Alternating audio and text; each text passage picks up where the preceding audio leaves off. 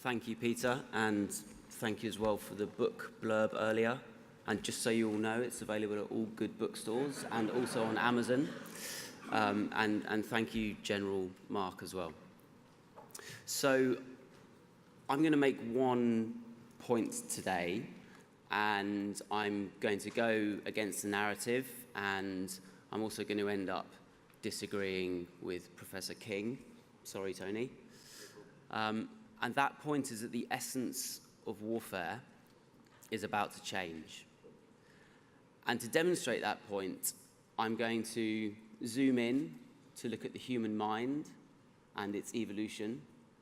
And then I'm going to zoom out to grand strategy. And as I hope will become clear, the two are intimately related. So what is strategy? I mean, this is a basic question that we deal with at Sandhurst and at Staff College.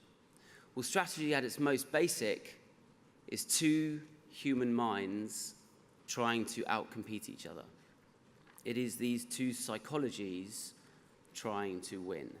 That is what it is at its most basic. And strategy scales. So the dynamics that you see in a pub fight or in a platoon battle or a company or a division or NATO versus the Warsaw Pact are the same. And it's also timeless. And this is why we do battlefield tours, because we think that by studying D-Day or the First World War or the Dardanelles or even looking at Thucydides or Sun Tzu for our Chinese colleagues, we feel that we can learn from these things because strategy is the same. And it's the same because it's the product of two human minds fighting each other. Now, the human mind, as you're all aware, evolved on the African savannah at some point between 200 and 50,000 years ago. And the human mind evolved through social selection. So individuals evolved characteristics in order to beat the other individuals in their group of 50. And that's why we are all jealous or proud or arrogant or humble or meek. And that is why strategy is what it is. What is a ruse if it is not playing on the pride of the opposing commander? Now, of course, what this is the essence of war. This is the Clausewitzian nature of war, the never-changing essence. But that's about to change. So up until now, technology has enabled us to change the mode of warfare. We have moved from infantry phalanxes to Roman legions to chariots to infantry companies to fighter bombers to submarines to drone swarms. And the mode of warfare has changed with each of these levels of technology. But the fundamental essence, which are these two evolved psychologies fighting each other, has not changed. Enter AI. Now, this is where Professor King and I differ, because I think we are going to see AI entering decision-making. And I think we're going to see it entering at the lowest levels first, and it's progressively going to creep up to higher and higher levels of command. Now, the thing about AI is, and we've been speaking about it for 2 days now, is that a lot of people use the terminology and they don't really know what AI is.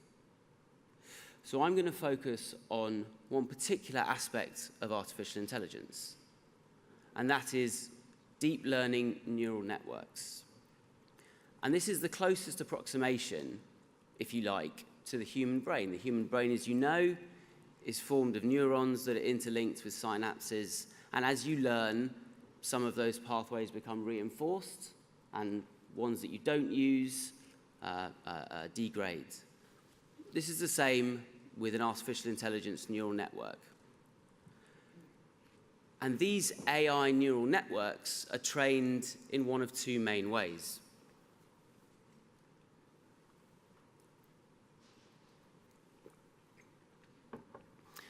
They're either trained on large data sets, so we take all the patient data in the NHS and we train the neural net on that data to spot patterns.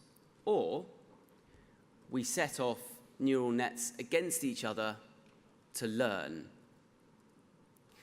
So the best example of this is a UK startup called DeepMind. And DeepMind was bought by Google a couple of years ago for £400 million.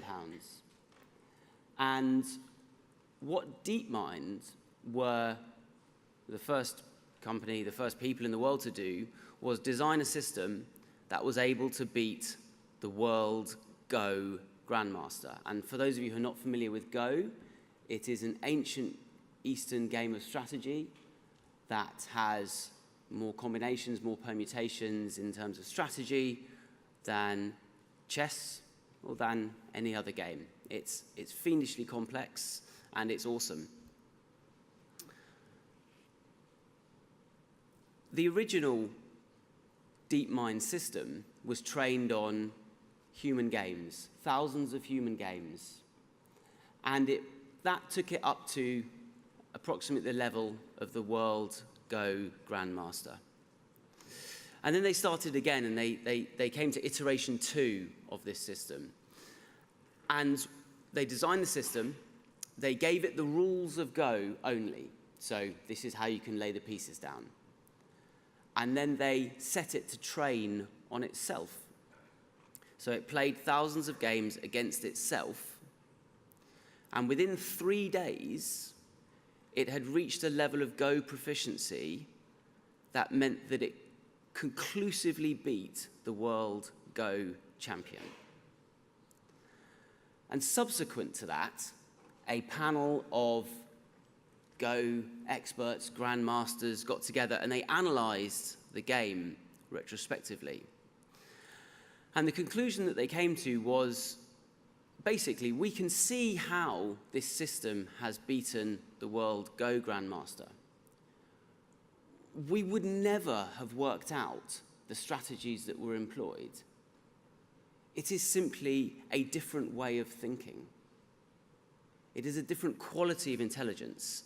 And retrospectively, we can understand it, but we would never have come up with it ourselves as humans. Now, of course, the reason for that is because the Go system trained itself, evolved, if you like, through competition with itself or with another AI system. And of course, the human brain, as I've already said, evolved through social selection pressure on the African savannah, and that involved competing for mates and finding food and protecting territory. And so this is why we have two different qualities of intelligence. Now, it seems to me that AI systems making decisions at the strategic level is a long way away. 2 decades, 15 years. But introducing it at the individual level or the squad level, I would argue probably is already here.